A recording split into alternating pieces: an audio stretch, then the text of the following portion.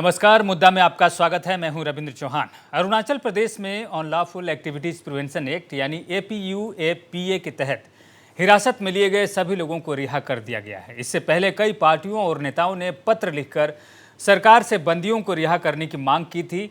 इनमें प्रमुख रूप से पूर्व शिक्षा मंत्री बिदा ताकू भी हैं। बिदा ताकू ने बंदियों को शुक्रवार तक रिहा करने का अल्टीमेटम दिया था और रात होते होते ही सभी बंदियों की रिहाई का नोटिस आ गया।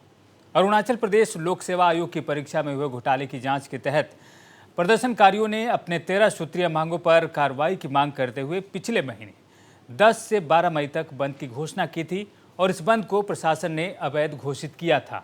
जैसे ही बंद के समर्थन में प्रदर्शनकारी सामने आए, उन्हें APUAPA कानून के तहत हिरासत में ले लिया गया। प्रदेश के कई संगठनों का मानना है कि ये कानून सामाजिक कार्यकर्ताओं पर लागू नहीं करना चाहिए था, लेकिन कुछ लोगों का ये भी मानना है कि प्रदर्शनकारी सामाजिक कार्यकर्ता नहीं है, बल्कि सरकार से मिले हुए लोग हैं। कब अपने विचार बदल लेंगे कोई ठीक नहीं है। तरह तरह की बातें हो रही हैं। प्रदर्शनकारियों की गिरफ्तारी से लेकर उनके रिहाई तक कौन सही है और कौन गलत। सरकार की बात मानकर रिहा हुए सामाजिक कार्यकर्ता क्या इतनी ही मुखरता के साथ अपनी बात आने वाले दिनों में रख पाएंगे? इस तरह के कई सवालों के जवाब आज हम जानने की कोशिश करेंगे। हमारे साथ आज कार्यक्रम में जुड़ रहे हैं कई जो महत्वपूर्ण अतिथि हैं, जिनमें पूर्व शिक्षा मंत्री बिदा ताकू, कानून को निरस्त करने की बात कहने वाले वकील रोमजीर रक्सप और सामाजिक कार्यकर्ता ताना पुनातारा हमारे साथ जुड़ेंगे। ईटानगर के DC भी हम कोशिश कर रहे हैं उनको जोड़ने के लिए। फिलहाल आप सबका जो हमारे साथ जुड़े हुए हैं उनका इस कार्यक्रम में स्वागत है। और सबसे पहले हम रुख करते हैं बिदा ताकू का, जिन्होंने काफ़ी प्रयास किया है इन सामाजिक कार्यकर्ताओं को छुड़ाने में। कई बार उन्होंने पत्र लिखा, कई बार उनसे मिलने की अनुमति मांगी और कई बार वो मिले भी। अब इस पर जो बातें हो रही है अरुणाचल प्रदेश में, बिदा ताकू साहब, उस पर आपकी क्या प्रतिक्रिया है? पहली प्रतिक्रिया।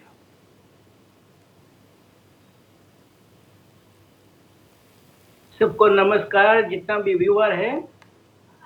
मैं सबसे पहले डिस्ट्रिक्ट एडमिनिस्ट्रेशन को धन्यवाद देता हूं कि कल इन्होंने मुझे आज का दिन एक दिन धरने पे बैठने का मुझे इजाज़त दिया था।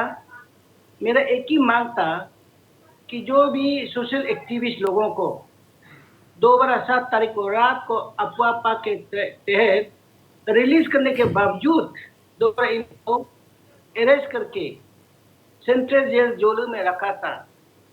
तो इसलिए मैंने डिस्ट्रिक्ट मजिस्ट्रेट तालो पोतम साहब से मांग किया था कि मुझे एक दिन का धरना बैठने दीजिए। और उसमें मेरा एक ही मांग था कि जितना भी सोशल एक्टिविस्ट और उनके साथ जो भी अरेस्ट हुआ, दोबारा अरेस्ट हुआ, उनको अनकंडीशनल रिलीज कल, परसों और आज 3 दिन का अंदर रिलीज करना है। नहीं करेंगे तो मैं सोमवार से इंडिफिनिट धरना पे बैठने के लिए मैंने एक अल्टीमेटम कल दिया था।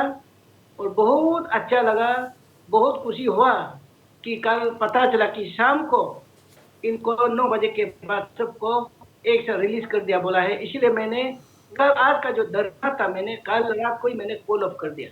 धन्यवाद जी, आपने तो कहा कि बहुत अच्छा लगा, इनको रिहा कर दिया गया, आपने प्रयास भी किया, लेकिन अब हम आपसे जानने की कोशिश करेंगे, क्या सरकार को आप धन्यवाद देते हैं? क्या सरकार की इस कार्रवाई को आप सराहना करते हैं कि उन्होंने समय के भीतर कर दिया, लेकिन आपकी कोई अब शिकायत है भी या नहीं सरकार से? शिकायत ये है, इन द्वारा मैं डिप्टी कमिश्नर साहब बोल रहा था कि कुछ दिन पहले कि मेरा समय तो इनको 30 दिन का जो समय था वो खत्म हो रहा है। अब मैं इनको एक्सटेंशन 6 महीना रखने के लिए मैं सरकार को लिख रहा हूँ बोला है। इसलिए मैंने परसों जाके सेंट्रल जेल में sister Kipa Champa, brother Sol Dodam, brother Nabam Sanjay और बाकी लोग भी था, लेकिन परमिट नहीं दिया गया।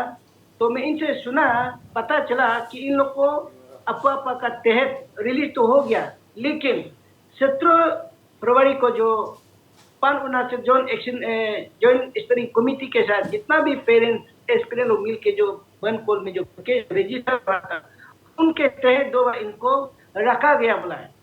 इसलिए मैंने सरकार को एक अल्टीमेटम आज धरना देने का मैंने निर्णय लिया था।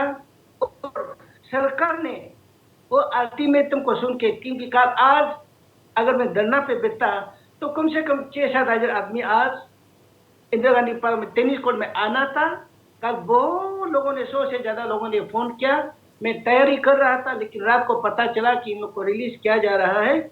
इसीलिए सरकार से मैं एक आपका माध्यम से मैं अपील करना चाहता हूँ, जो 17 फरवरी को जो भी केस इनका साथ जो केस रजिस्टर होगा वो सब केस को अब हटा देना चाहिए और जितना भी सोशल एक्टिविस्ट है इन लोग को आप फ्री कर देना चाहिए। जी, और हम आपको सुनाने की कोशिश करेंगे कि सोल दोदुम रिहा होने के बाद क्या कह रहे थे। हम चाहते हैं वो भी दिखाएं ताकि ये भी पता चले कि वो कह रहे हैं कि वो रिहा होने के बाद भी वो कैद हैं और सरकार आने वाले दिनों में उन्हें फिर से गिरफ्तार कर सकती है। आखिर ये डर क्यों है, सोल दोदुम ऐसा क्यों क्यों क्यों कह रहे हैं, वो हम आपको सुनाने की कोशिश कर रहे हैं। ज़रा इस पर सुनिए और फिर आगे बढ़ेंगे इस पर। सभी को नमस्कार, और मैं आप सबका तहे दिल से धन्यवाद देना चाहता हूं जिन्होंने साथ दिया है।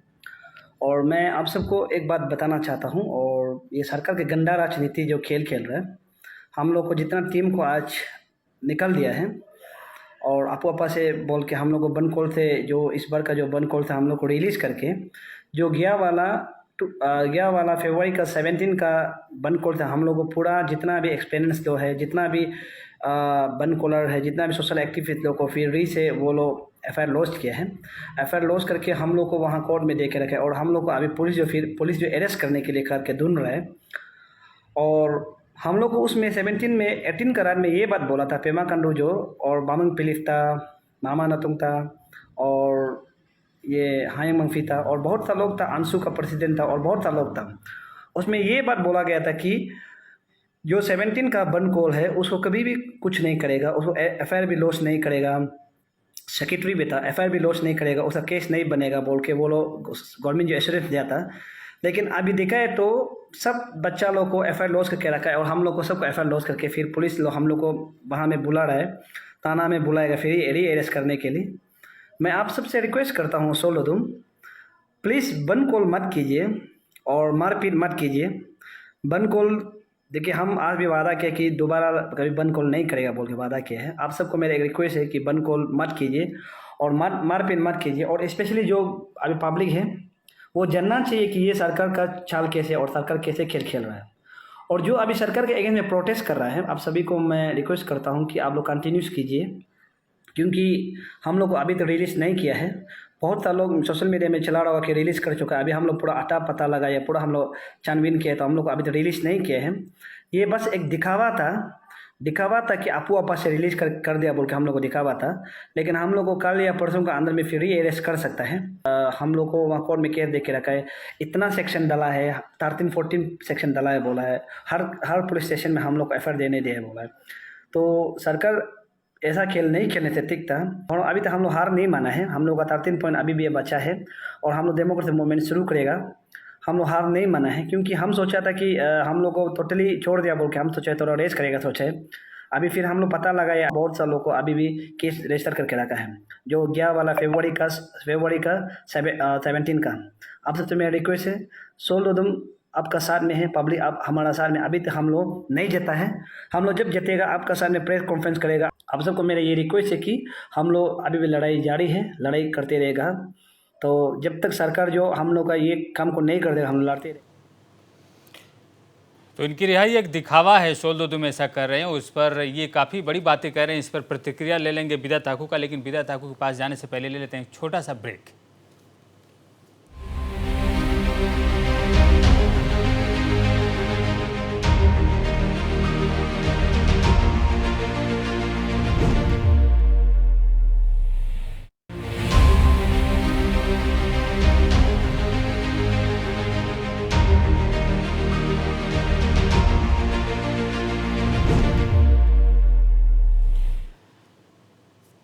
ब्रेक में जाने से पहले हम दिखा रहे थे सोल दोदुम का वो बयान, जिसमें वो कह रहे हैं कि उनकी रिहाई सिर्फ एक दिखावा है और कभी भी उनकी गिरफ्तारी हो सकती है। इस पर बिदा ताकू की प्रतिक्रिया लेंगे, लेकिन इस वक्त हमारे साथ जुड़ चुके हैं वकील रोमजीर रक्सप।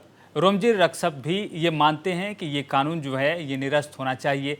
आखिर क्या वजह है, क्यों आप चाहते हैं कि ये कानून जो है बहुत ही खतरनाक कानून है और ये निरस्त होना चाहिए? रोमजीर रक्षप साहब। अच्छा, thank you, Notice Live for bringing me in here in a very short notice. तो इसके मैं ये कहना चाहूँगा कि being a lawyer, being a practitioner of the law, and also being a social activist of Arunachal Pradesh, I feel that this मैं आपको ये जो है कि बहुत एक ड्रैकोनियन लॉ है हमारा स्टेट में, क्योंकि इसमें ऐसा बहुत ही लूप्स होल है। और एट द आउटसेट मैं कहना चाहूंगा कि ये आपको जो लॉ कानून बनाया है हमारा स्टेट लेजिस्लेचर 2014 में, ये बहुत ही एक बैडली ड्राफ्टेड लॉ है मैं कहना चाहूंगा, क्योंकि ये जो ड्राफ्ट किया है इसका मदर वो होता है कि यूएपीए 1967, उसका UAPA unlawful and prevention act जो सेंट्रल में लॉ है, very outdated and old law, जिसको भी सेंटर में बनाया गया था, तो उसको लेके यहाँ पे उसको देखते हुए यहाँ अरुणाचल में बनाने का कोशिश किया था। लेकिन the state legislature has not state legislature ने देखा नहीं कि यूएपीए कैसे आया, यूएपीए को किस लिए बनाया गया था। हमें ये यूएपीए को क्योंकि ये आपू जो है यूएपीए से आता है, तो यूएपीए का थोड़ा हम लोग हिस्ट्री और जेनेसिस हमें जानना चाहिए। अगर समय है तो मैं कुछ बोल दूं कि यूएपीए को क्यों। जी जी जी बोलिए। यूएपीए इसीलिए लाया गया था central government after 1962 Indo China war में जब हुआ, तो उसमें different part of north east का जो है सीशन अपना टेरिटरी को आइदर इंडिया से सीशन के लिए डिमांड कर रहा था, या either some part of some sections of people were demanding for the season of territory from the part of India. तो उस समय में पार्लियामेंट सोचा और the centre at the party, the government at the centre felt that a committee should be recommended, a committee should be formed in this regard, and accordingly a committee was formed। तो committee form करके committee ने 2 point recommendation दिया था। एक था कि article 19 में sovereignty and integrity का क्लॉसेस डालना है बोल के, जिसको कराया गया था। और नंबर 2 था कि वो सेंट्रल कमिटी ने रिकमेंडेशन दिया था कि एक यूएपीए बोल के एक कानून लाना है, जिसमें कि एंटी नेशनल एक्टिविटीज, ये एक आपका ये माध्यम से मैं बताना चाहूंगा कि ये लाया गया था एंटी नेशनल एक्टिविटीज को कार्ड करने के लिए। ये जो हमारा स्टेट में छोटा मोटा जो कानून का उल्लंघन होता है, जैसे कि जो अभी जितना भी डिटेन किया गया है, इस चीज के लिए यूएपीए जैसे कानून को लाया नहीं गया था। ये नेशनल इंटरेस्ट के लिए, नेशनल सिक्योरिटी के लिए लाया गया था। तो ये यूएपीए को देखते हुए हमारा अरुणाचल में अनलकीली आपू को लाया गया है, लेकिन जो कि बहुत ही बैडली ड्राफ्टेड लॉ है, जिसमें आर्बिट्ररी दिया गया है गवर्नमेंट को। और साथ में मैं एक शॉर्ट में बोलना चाहूंगा, ये जो यूएपीए में एडवाइजरी बोर्ड का जो कॉन्स्टिट्यूट किया गया है, ये भी बहुत ही गलत है। ये हमारा कॉन्स्टिट्यूशन ऑफ इंडिया में जो आर्टिकल 22 में लिखा है कि आप प्रिवेंटिव लॉ तो आप बना सकते हो, state and centre has the power to make a preventive law, लेकिन advisory should have consistent of a, हमारा स्टेट में आपू में एडवाइजरी बोर्ड बनाया गया है कि चेयरमैन में बनाया गया है जो रिटायर्ड जज हाई कोर्ट का होना है, एंड रिमेनिंग 2 जो उन्होंने बनाया कि वो गवर्नमेंट का आदमी हो, वो आदमी कौन होगा वो भी डिफाइन नहीं किया गया जी। तो इसी में ये आर्टिकल 22 में क्लियरली लिखा है कि आप जो प्रिवेंटिव लॉ बनाते हो, the advisory board should consist of the retired जज, either a person who is well equipped with law, or he or she should be eligible to be appointed as the judge of a court, judge of a high court। तो उन लोगों को article 22 में बोलता है कि वो लोग एडवाइजरी में अपॉइंटमेंट करना चाहिए। लेकिन हमारा आपू में तो रैंडमली गवर्नमेंट का 2 आदमी उठा देता है, उसको एडवाइजरी बोर्ड में बता देता है। और इसमें सरप्राइजिंगली ये बात भी है कि रिटायर्ड जज जो हाई कोर्ट का एडवाइजरी बोर्ड में बैठेंगे, लेकिन उनका जो निर्णय होता है, उनका जो फाइंडिंग्स होता है, जो रिप्रेजेंटेशन गवर्नमेंट और जो डिफ्राइब और जिसको डिटेन किया गया है, उनका रिप्रेजेंटेशन जब सबमिशन करता है, तो सबमिशन करते समय कि वो लोग का फाइंडिंग अगर जज को लगता है कि ये डिटेंशन गलत था, फिर भी अगर 2 रिमेनिंग पार्ट जो गवर्नमेंट का आदमी होगा, अगर वो दोनों का जो डिसीजन है वो बाइंडिंग होगा वो चीफ जज जो रिटायर्ड जज का ऊपर. So ji this is a very impractical law. I would say instead of making such an advisory board, they should have made a panel of advisory board from. They should have constituted from expert like legal expert. There are ample number of legal expert in our state. तो उनको बनाया जाना चाहिए था. ये जो article 22 का preventive law का भी ये उल्लंघन है. जी जी रोमजी साहब, आपने विस्तार से बताया, लेकिन यहाँ पर ये सवाल बनता है, आप एडवाइजरी बोर्ड पर सवाल खड़ा कर रहे हैं, लेकिन कानून ही जब अलग तरीके का है, कानून जब जो आम कानून है उससे अलग है, कानून इतना कड़ा है, तो इस तरह के प्रावधान बनाए गए हैं. आज एडवाइजरी बोर्ड है तभी ये संभव भी हो पाया कि जो सामाजिक कार्यकर्ता हैं उनको जल्दी से जल्दी छोड़ा गया, जो दूसरी अड़चनें हैं वो नहीं हुई. क्या आप इसको नहीं मानते हैं कि एडवाइजरी बोर्ड के चलते ही जो इन लोगों की रिहाई हुई है इतनी जल्दी हो पाई है? नहीं, रिहाई में आप देखिए, यहाँ में सोल एक है कि एडवाइजरी बोर्ड, मैंने एडवाइजरी बोर्ड का जो उन्होंने गठन किया है उसको उसका दुरुपयोग आज का बारे में मैंने बोल रहा हूँ, कल को भी ये उसका मिसयूज हो सकता है. और सेकेंडली आपने जो सवाल मुझे किया है इन रिगार्ड्स टू लाइक उनको आज छोड़ा गया है एडवाइजरी बोर्ड की तरफ से, लेकिन इसमें भी वो लोग को छोड़ते हुए जो जितने भी डिटेनीज है उनको वो सर्टेन टर्म्स एंड कंडीशन के साथ में उनको छोड़ा गया है. तो इसको भी मैं नहीं सोच रहा हूँ कि now they must not be A free person. मैं बोलता हूँ कि वो आप जिस तरह से पहले जीते थे वैसे जी नहीं पाएंगे, क्योंकि उनको एक तो बॉन्ड और सिक्योरिटीज के साथ में छोड़ा गया है. तो ये तो एक आपका राइट को आप कार्टेलमेंट करता है किसी का, आपका राइट टू लीव उसका right to freedom of speech and expression. क्योंकि इसमें जो अफवाह में जो आप बोल रहे हैं कि उनको अभी छोड़ा गया, लेकिन इसमें स्पेसिफिकेशन नहीं है, क्योंकि सरकार उनके ऊपर में ऐसा टर्म्स एंड कंडीशन भी लगा सकता है जैसे कि उनको ये टर्म्स एंड कंडीशन लगाता है कि बाद में वो लोग बैन को नहीं करना है, this is acceptable. But then there are terms and conditions which means terms and condition है कि उनको बाइंडिंग करता है फ्यूचर एक्ट के लिए. फ्यूचर में भी वो लोग को इस बॉन्ड के साथ जोड़ा गया है कि कुछ भी हो, गवर्नमेंट में जो भी एक्टिविटीज होता है उससे गवर्नमेंट का खिलाफ आवाज नहीं उठाना है बोल के उनको छोड़ा गया है. This is very unfortunate. जी जी आपकी प्रतिक्रिया के बाद हम विदा ताकुब के पास आना चाहते हैं, लेकिन माफ़ी चाहते हैं विदा ताकुब साहब, थोड़ा सा और इंतजार करवाते हैं आपको, एक छोटा सा ब्रेक ले लेते हैं.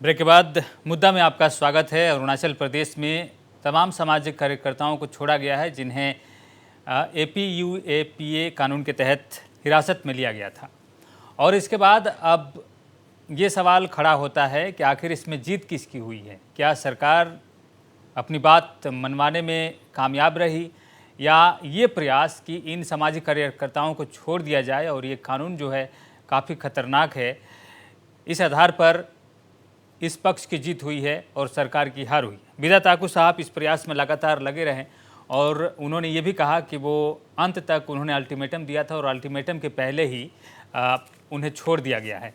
लेकिन यहाँ सवाल आता है, जैसे वकील साहब बता रहे थे अभी, विदा ताकुब साहब वो कह रहे हैं कि उनके साथ एक टर्म्स एंड कंडीशन है, अब आगे वो प्रदर्शन नहीं कर सकते हैं. क्या यह बात सही है? UAPA के तहत जो बातें कही गई है वो ये है कि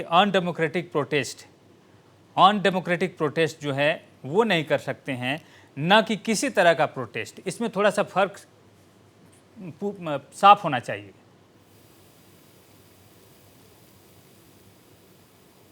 नहीं, अभी जैसे आपने एक जो सोल दोदम भाई ने जो कल बोला है जी, उसके मुताबिक जी जी बिल्कुल अफवाह के तहत इन लोगों को तुषार तलवार को निकल छोड़ दिया. इसका बाद उनका कहना है कि 17 तक जो बंद पुल हुआ था पान अरुणाचल जॉइंट एक्शन कमेटी के साथ पेरेंट्स, गार्जियन, सब पब्लिक मिलकर जो 17 फरवरी को बंद कॉल के बाद 18 तारीख शाम को जो ऑनरेबल चीफ मिनिस्टर के ऑफिस में अंशुगी ता बुलाए, होम मिनिस्टर बामंग फेलिक्स ता बुलाए, एनवायरनमेंट एंड फॉरेस्ट मिनिस्टर मामा नतोंग साहब ता बुलाए। ऐसे करके जो मीटिंग 18 तारीख शाम को जो निर्णय ये हुआ था बुलाए कि 17 तारीख का जो बंद कॉल में जो केस रजिस्टर हुआ वो खत्म किया जाएगा और उनका ऊपर में कोई केस लागू नहीं होगा बोल के सरकार का तरफ से रिटर्न में भी दिया और एश्योरेंस भी दिया था बोला है। लेकिन कल पता चला है कि निकलने के बाद दोदम साहब का किशोर दोदम भाई का साथ जो अभी बता रहा उसका मुताबिक सरकार जो उनको धोखा दिया है, केस ऑलरेडी रजिस्टर करके रखा, अभी तो केस खत्म हुआ ही नहीं। इसका मतलब सरकार जो इन लोग को फिर दोबारा अरेस्ट कर सकता है बोल के उनका कहना ये है। अब अभी हम लोग का तरफ से ये अपील रहेगा सरकार को कि जब आपने ऑलरेडी हाँ बोल दिया, केस रजिस्टर नहीं करेगा बोला, केस को हटा देगा बोला, तो अब दोबारा केस को किसलिए आप लोग अभी तो नहीं हटाया? अगर उनके तहत दोबारा उनको अरेस्ट करेगा तो पूरा पब्लिक हम लोग इंटर अरुणाचल हर गांव में हर गली में सरकार के खिलाफ रास्ता में हम लोग पीसफुल धरना के तौर पर जो संविधान में अधिकार दिया है उसका तहत हम लोग उतरेंगे।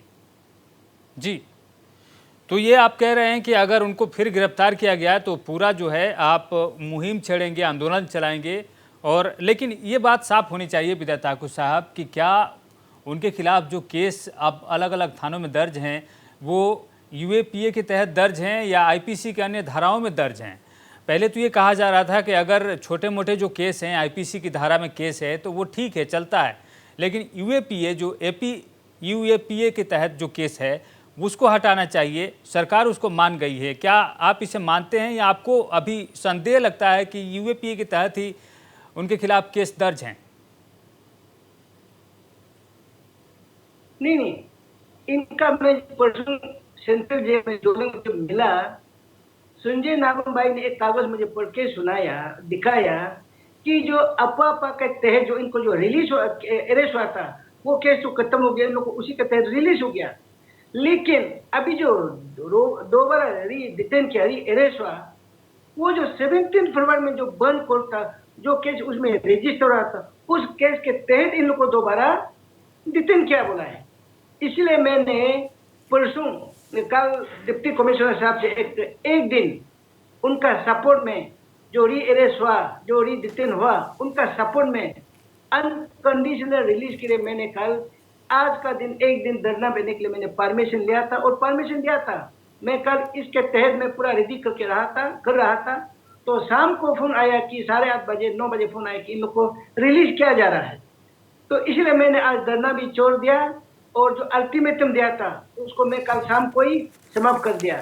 अब मेरा ये कहना है, सरकार से भी मेरा ये अपील है कि आप लोग ने जो ऑनरेबल चीफ मिनिस्टर के साथ 18 फरवरी को जो मीटिंग हुआ, जो क्योंकि 20 तारीख को महामहिम राष्ट्रपति मैडम जो आना था अरुणाचल डे के लिए, उनको ध्यान में रखते हुए उन लोग ने भी उनको मानते हुए आदर करते हुए 18 तारीख शाम का जो निर्णय हुआ कि जो 17 तारीख जो केस रजिस्टर हुआ वो केस नहीं चलेगा और वो केस खत्म कर देगा बोलने के बाद ये लोग एग्रीमेंट करके निकला है।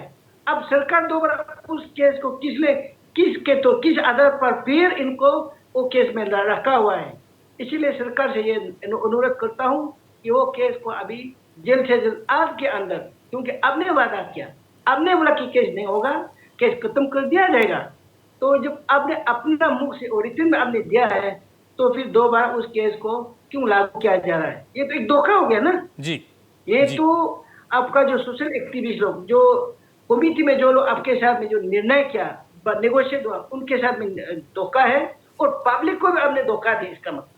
इसीलिए अभी सरकार को ये हम लोग का मेरा तरफ से एक अनुरोध है, अपील है कि जो 17 तारीख का बंद कॉल का जितना भी केस है, जो भी केस इनके खिलाफ लगा है उसको खत्म किया जाना चाहिए और जितना भी सोशल एक्टिविस्ट लोग हैं इन लोग को छोड़ना चाहिए। अगर उसी 17 तारीख का केस के दौरान तहत अगर अरेस्ट होता है तो मैं आपका माध्यम से सरकार को बताना चाहता हूं कि इंटर अरुणाचल सड़क पे उतरेंगे। धन्यवाद। जी, अब आपने पूरा विस्तार से बताया कि आपकी नाराज़गी कहाँ है। अब तमाम दर्शक देख भी रहे हैं, अरुणाचल प्रदेश के खास करके लोग सरकार से काफ़ी नाराज़ चल रहे थे और आपने जो भूमिका निभाई है वो उसकी सब लोग सराहना कर रहे हैं। कम से कम इन सामाजिक कार्यकर्ताओं को छुड़ाने में आपकी एक भूमिका है। अब चलते हैं रोमजीर रापसंग के पास। रोमजीर रापसंग, आपसे हमारा ये सवाल है कि Arunachal law students union ALSU ने भी आपके सुर में सुर मिलाए और इस कानून को ड्रैकोनियन कहा, इसे निरस्त करने की मांग की। अब अलग अलग सेक्शन से इसे रिपील करने की मांग उठ रही है। अब हम देख रहे हैं कि पाई ग्यादी नाम की जो वकील हैं उन्होंने एक PIL डाला है इसको निरस्त करने के लिए हाई कोर्ट में। क्या आपको लगता है कि सरकार ने जब इन कार्यकर्ताओं को छोड़ दिया है और इन लोगों ने भी बाकायदा उस बॉन्ड पर साइन किया है, इसके बाद ये जो मांग है इसे रिपील करने की ये कमज़ोर पड़ेगी क्या? क्या आपके नज़र में ऐसा लगता है? ये चीज में मैं कुछ शब्द बोलना चाहूंगा कि अभी ये चीज को लेके आपू अपा को लेके I also as a practitioner of the law, एक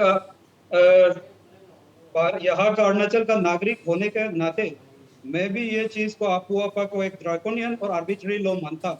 तो इस चीज को अभी PIL के तौर में हमारा honourable high court Guwahati bench में, नाहरलगुन बेंच में यहाँ PIL डाला गया।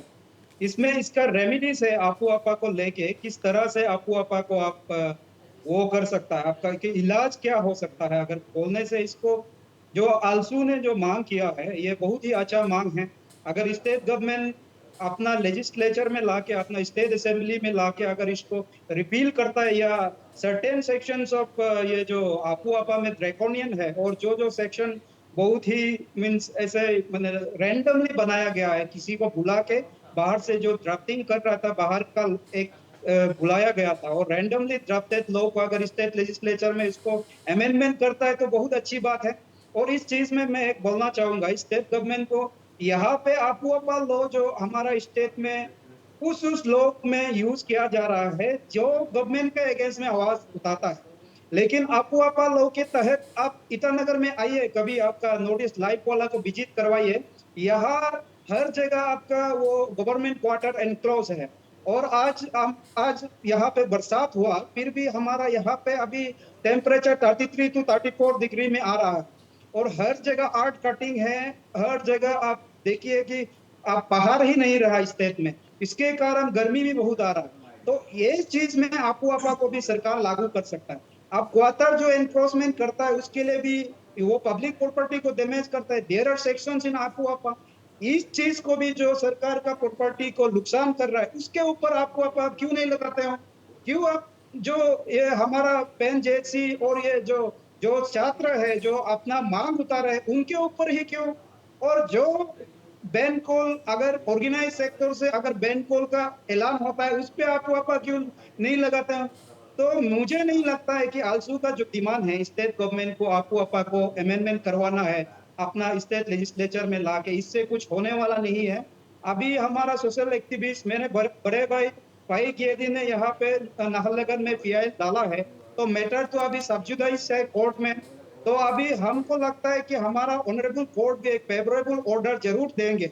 और साथ साथ में अगर यहाँ पे नहीं हुआ तो हम एपेक्स कोर्ट है हमारा सुप्रीम कोर्ट, क्योंकि ये कॉन्स्टिट्यूशन के खिलाफ है, आर्टिकल 13 के खिलाफ है जो कि स्टेट को एक कानून बनाने का तो हक देता है, लेकिन वो कानून in contrast to the constitution नहीं होना चाहिए जिसको बहुत ही खराब से उल्लंघन किया गया है।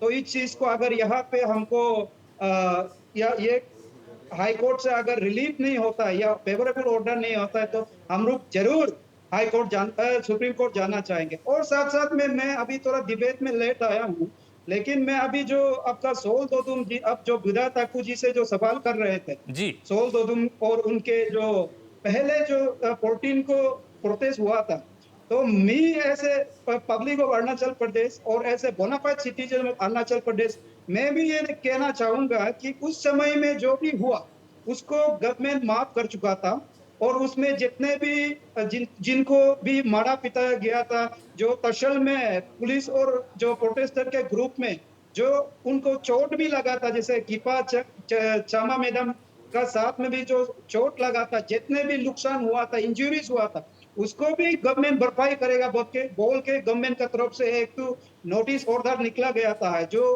कि हर यहाँ पे सोशल मीडिया में अभी अवेलेबल हो। तो उस तरीका से गवर्नमेंट करने का बाद अभी फिर उनके ऊपर ये मुकदमा चलाना, और मैं ये आपको साफ बता दूं कि आपुआपा में आप जब आपुआपा में बुक करते हो तो आपुआपा में वो केस रजिस्टर पुलिस स्टेशन में नहीं होता है, क्योंकि ये केस रजिस्टर ही नहीं होता, ये आपका डिस्ट्रिक्ट एडमिनिस्ट्रेशन के साथ होता है। तो अब भी जितने भी उनको सोल दोदुम जो हमारा रिनाउंड सोशल एक्टिविस्ट है, जो कल उन्होंने पब्लिक को रिक्वेस्ट कर रहा था, हम भी उनके साथ है, उनको समर्थन करते हैं। तो वो रिक्वेस्ट कर रहा था कि जो 14 में हुआ था, जो बीत चुका है, उनका ऊपर भी मुकदमा आईपीसी के डिफरेंट सेक्शंस में लगा के अभी उनका ऊपर अभी हर थाना में उसका रीअरेस्ट भी हो सकता है बोल के उन्होंने बोला था। ये बहुत ही एक तो आपका ये कंडेमनेबल एक्ट है गवर्नमेंट की तरफ से, और सुन अगर गवर्नमेंट इसको कंटिन्यू करना चाहेगा तो हम भी एक chairman of save Arunachal save indigenous की तरफ से और एक अरुणाचल के नागरिक की होने का तरफ से हम भी जल्द कोशिश करेंगे कि हम क्लेमेंसी पिटीशन का हम प्रावधान है कि हम पब्लिक मिल के क्लेमेंसी पिटीशन जो हमारा एक्टिविस्ट लोग हैं उनको जो बैन कॉल हुआ था, जो सुप्रीम कोर्ट से ये कानूनी में सुप्रीम कोर्ट से बंद है, there are certain judgment in regard to this, उसको मैं समर्थन नहीं करता, वो गलत था। उसके लिए वो पनिशमेंट उनको ऑलरेडी जेल में कट चुका है। अभी उनको इतना दिन जेल में डालने के बाद फिर उनको जेल में जाने नहीं देना चाहिए। ऐसे फेलो ह्यूमन बीइंग मैं अपने हृदय से बोल रहा हूँ, इसीलिए सारा अरुणाचल का जनता हम लोग मिलकर क्लेमेंसी डालेंगे ऑनरेबल चीफ मिनिस्टर के साथ, और स्टेट सरकार हमारा जो क्लेमेंसी पिटीशन में हम मर्सी पिटीशन डालेंगे कि उनका ऊपर जितने भी मुकदमा चलाया जा रहा है उनको तुरंत वास करना चाहिए और उनको अभी मुक्त करना चाहिए, क्योंकि अभी वो ऑलरेडी बॉन्ड में है, श्योरिटी में है, क्योंकि आपा में बिना बॉन्ड और श्योरिटीज का वो नहीं निकल सकता है। तो that is enough to punish him for the offence he has committed to call a ban call in the state. इसीलिए मैं कहना चाहूंगा कि आपने जो सवाल किया, आल्सो गवर्नमेंट तो कतई इसको करने वाला नहीं है, तो हम ऑनरेबल कोर्ट से अपेक्षा रख सकते हैं। अगर यह हाई कोर्ट से नहीं होता तो हम सुप्रीम कोर्ट तक भी जाना है, क्योंकि ये आपा को लॉ को लेके कल को भी दूसरा जो इनोवेशन है, क्योंकि इसमें सीधा वो सेक्रेटरी और आपका डिस्ट्रिक्ट एडमिनिस्ट्रेशन को पावर दिया गया है। हर डिस्ट्रिक्ट एडमिनिस्ट्रेशन अपना साफ नियत नहीं होता है, कोई डिस्ट्रिक्ट एडमिनिस्ट्रेशन कल को ऐसा आएगा जो कि पर्सनल ग्राज होगा किसी के ऊपर, वो आपा लगा के उनको जो उनका ग्रजेस है उनके किसी के ऊपर भी, तो इसका मिसयूज बहुत ही होने का चांसेस है नियर फ्यूचर में। इसीलिए आपा को हम लोग सब मिलके हमारा अरुणाचल के वासी मिलके हम इसको सख्त से सख्त विरोध करना चाहिए, और हम लोग जो पायल कियादी जी है हमारा सोशल एक्टिविस्ट जिन्होंने पायल किया है उनके साथ हम लोग समर्थन देना चाहिए अभी के समय में, क्योंकि अभी हम लोग डिस्कस करने से भी नहीं होगा, क्योंकि मामला कोर्ट में जा चुका है, तो कोर्ट ही डिसाइड करेगा, और हम लोग फेवरेबल ऑर्डर का हम लोग निर्णय और ऑर्डर का हम लोग वेट करना चाहेंगे। जी रामजीत साहब, आपने इसकी पूरी खिलाफत की है, आप काफ़ी नाराज़ हैं और आपने बार बार डिस्ट्रिक्ट एडमिनिस्ट्रेशन का नाम लिया है। डिस्ट्रिक्ट एडमिनिस्ट्रेशन भी इसमें केंद्र में है और ख़ास करके तालो पोतम साहब हैं, हम उनकी बातें भी सुनवाएंगे, लेकिन इससे पहले वक्त हो गया एक छोटे से ब्रेक का।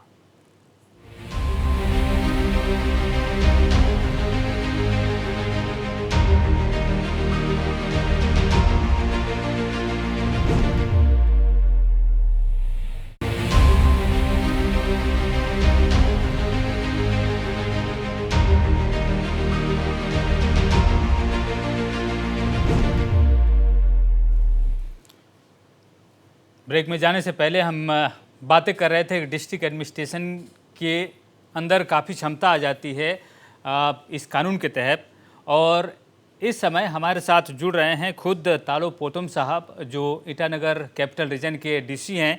और तालो पोतम साहब, एक बार फिर आपका इस कार्यक्रम में स्वागत है। हमारे साथ जुड़ चुके हैं पूर्व मंत्री और वकील भी हैं, काफ़ी बातें हुई हैं, लेकिन जो भी आज हमारे साथ कार्यक्रम में जुड़े हैं कहीं ना कहीं इस मामले में उनकी भूमिका रही है और आपकी भी एक भूमिका रही है।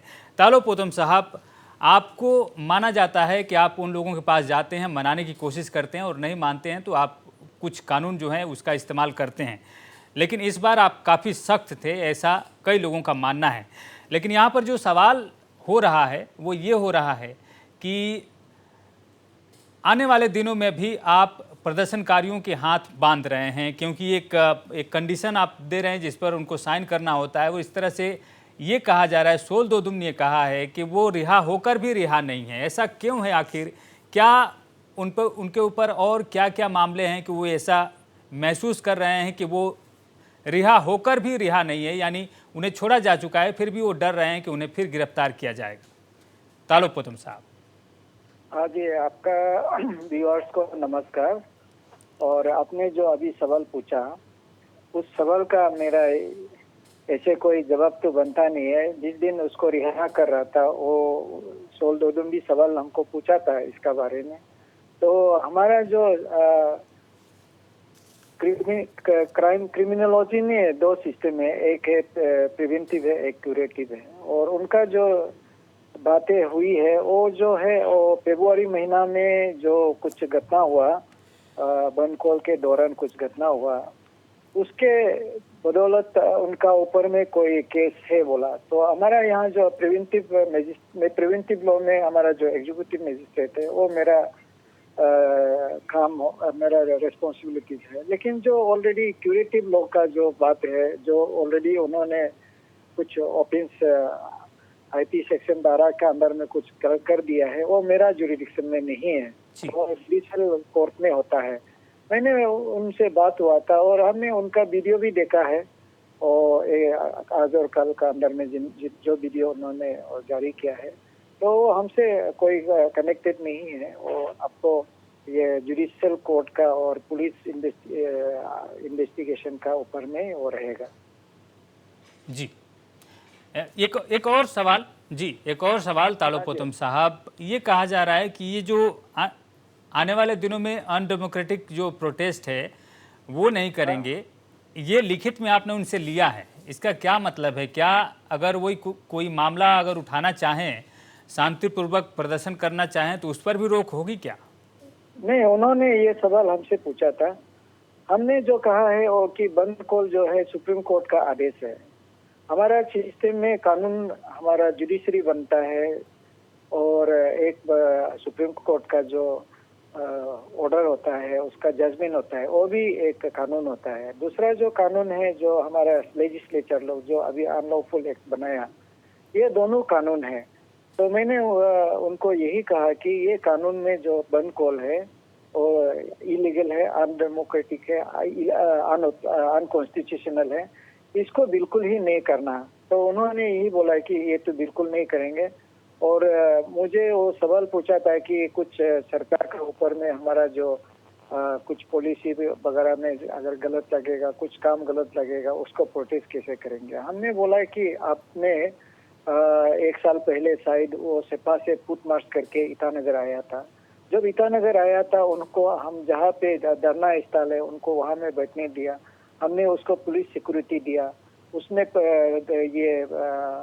ये प्रोटेस्ट प्रोसेशन करने किया, आपने किया, हमने पुलिस प्रोटेक्शन दिया। उन्होंने ये हंगर स्ट्राइक किया, उसमें भी हमने मेडिकल टीम दिया जब बीमार था।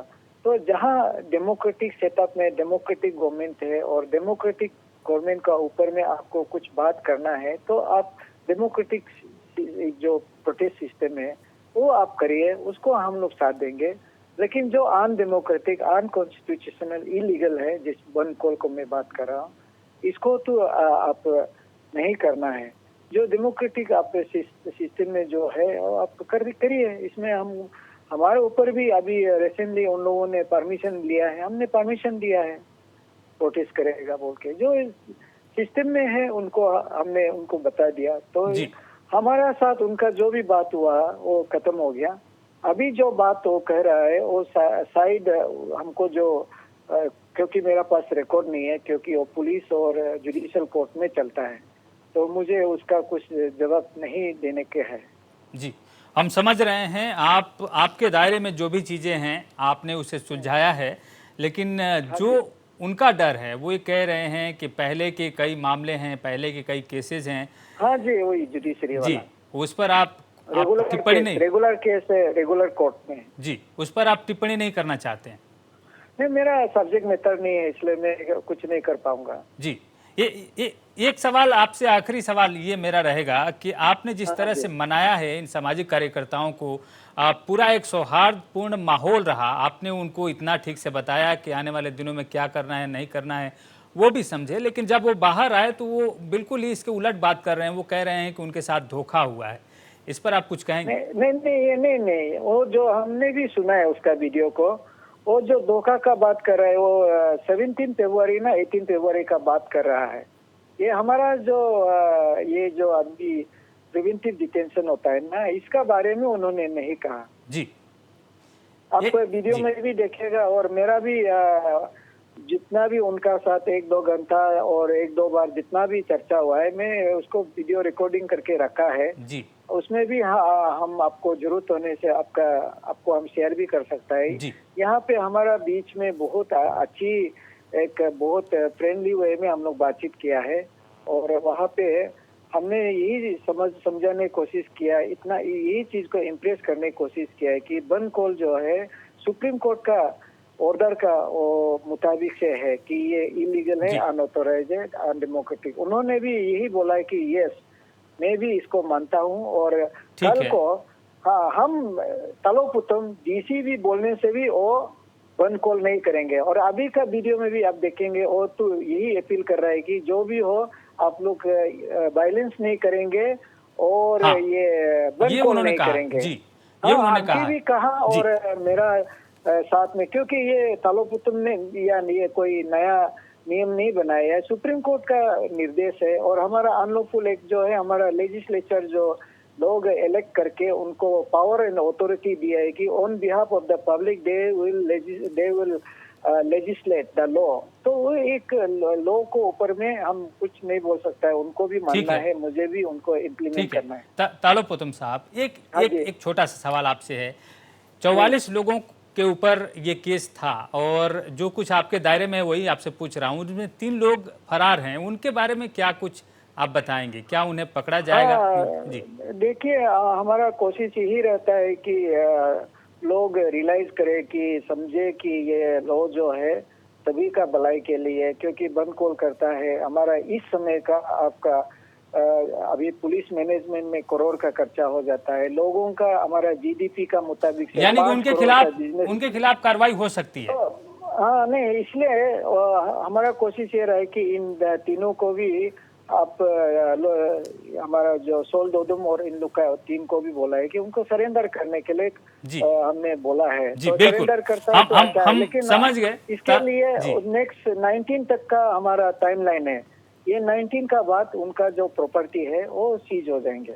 जी, ठीक है, बहुत बहुत धन्यवाद हमसे जुड़ने के लिए तालोपुतम साहब। आपने पूरी विस्तार से इसकी जानकारी दी है, और हमारे पास इस कार्यक्रम में ज़्यादा समय नहीं है, लेकिन एक आखिरी कमेंट ले लेंगे। विदा ताकू साहब, आपने विस्तार से सुना तालोपुतम साहब ने क्या कहा, उनके साथ क्या हुआ था और किस तरह उन्हें उनको मनाया। क्या आप इस बात से सहमत हैं या आपकी नाराजगी अभी भी है?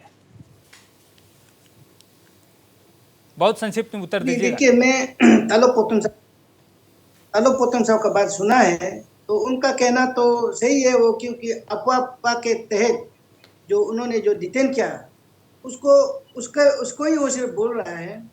अभी जो कल सोल दोदुम साहब ने जो बोला है, और अब मैंने जो पहले भी बोला, और एडवोकेट साहब ने जो पहले बोला है, जो उनका जो सोशल एक्टिविस्ट लोग का जो अभी डर ये है कि अभी इन लोग को जो 17 फरवरी में, ये आप ध्यान से सुनिए, मैंने कल भी बोला, परसों भी बोला, 17 फरवरी को जो केस उनको डाला है, सरकार उनको धोखा दिया है।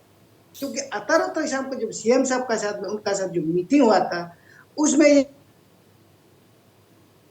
जी, तो 17 तारीख को जो केस है उस पर डीसी ने अभी जवाब नहीं दिया। वो कह रहे हैं पुलिस का मामला है, कोर्ट का मामला है, लेकिन आपकी नाराजगी जाहिर है, और इसी बात पर हमें इस कार्यक्रम को समाप्त करना होगा क्योंकि समय समाप्त हो चला है। आज इस कार्यक्रम में आप सबका जुड़ने के लिए आप सभी को धन्यवाद, तमाम दर्शकों को भी धन्यवाद। नमस्कार।